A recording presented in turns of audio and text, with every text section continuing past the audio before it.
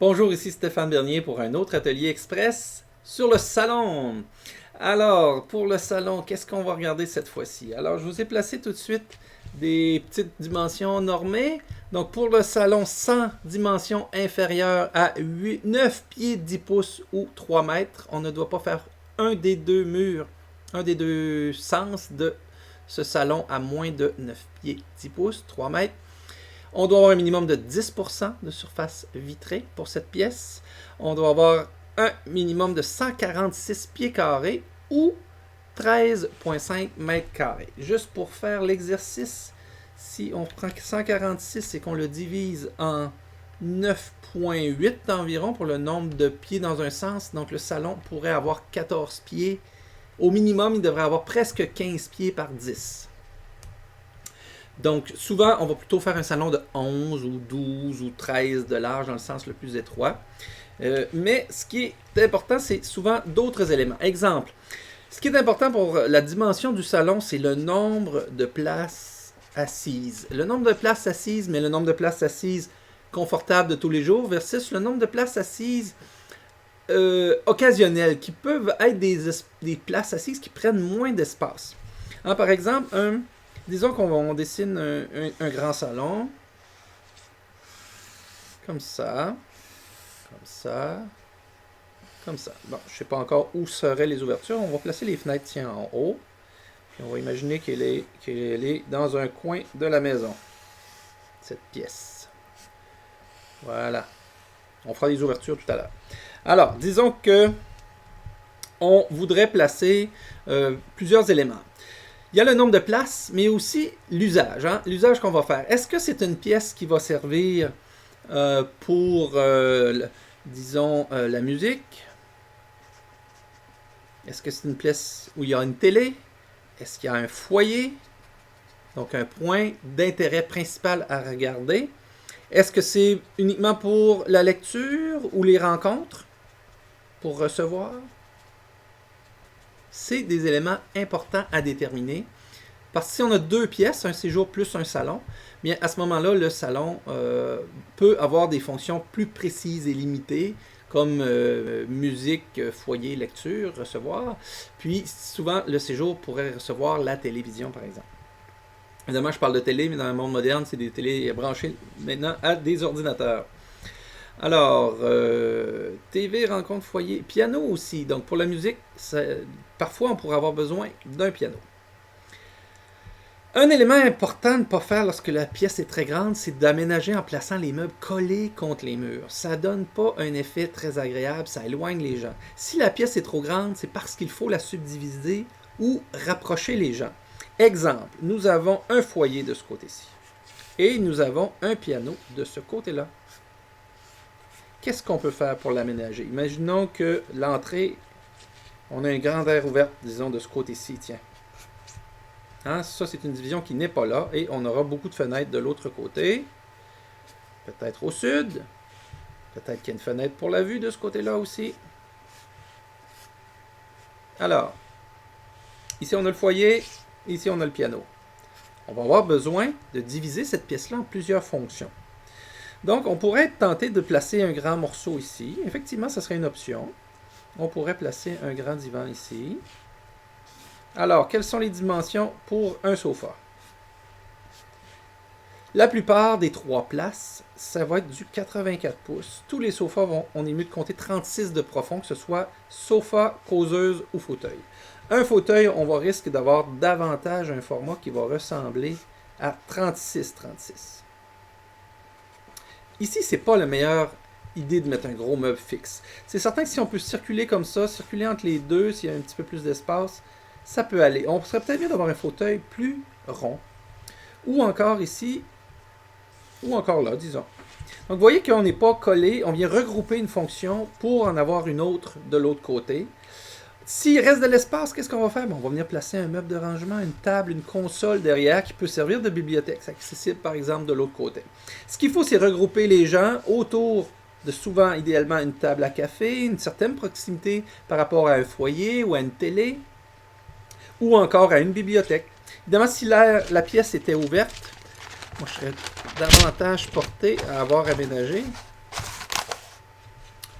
si je recrée très rapidement la même pièce, on pourrait très facilement meubler face à face. Donc là, on vient créer 2 causeuses face à face, avec le foyer pour l'ambiance, la table à café entre les deux. À ce moment-là, on va avoir des tables à café qui vont varier de 18 à 24 pouces.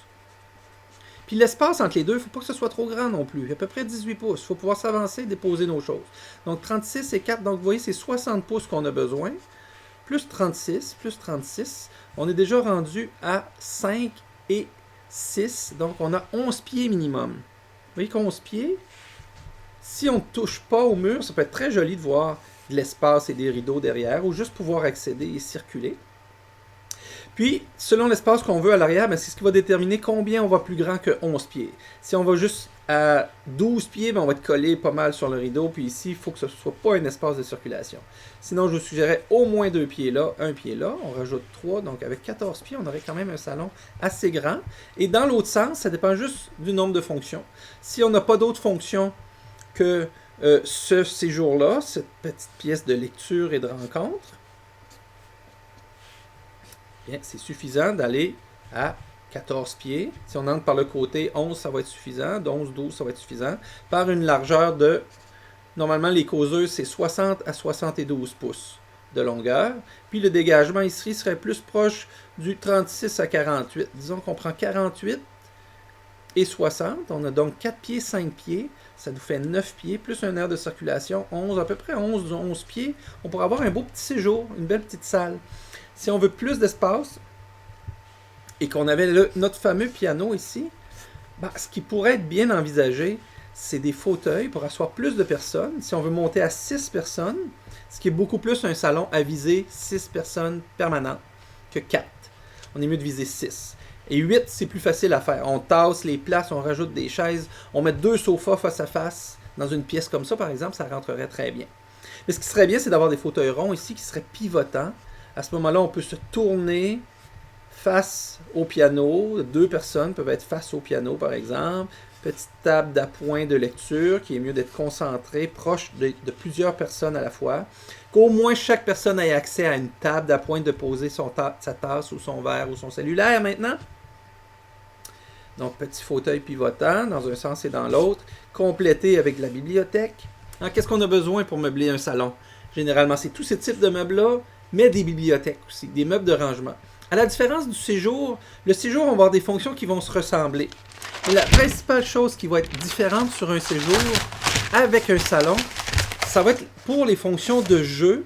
Bien, on va quand même aménager la plupart du temps dans un grand séjour.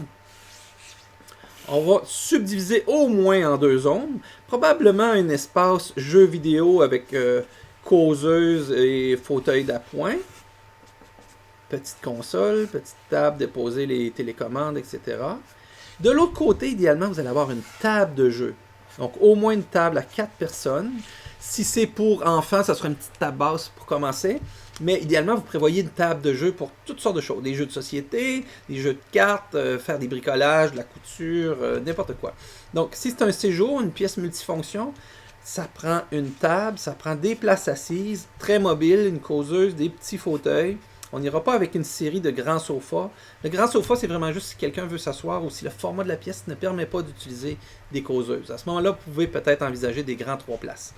Mais des 2 places, c'est plus facile à déplacer pour adapter la pièce.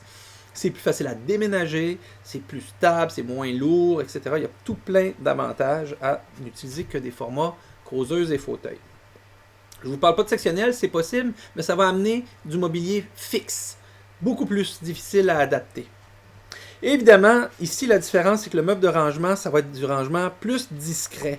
Donc, on va avoir des portes, des volets, alors que le salon, on va d'ailleurs davantage avoir des tablettes ouvertes pour voir les livres, voir les bibelots, les souvenirs de voyage, par exemple. Table de jeu, divan-lit aussi, évidemment. Mon dernier point que je vois qui est noté, ce divan-là, si il est un divan-lit, là, vous avez vraiment une belle pièce multifonction.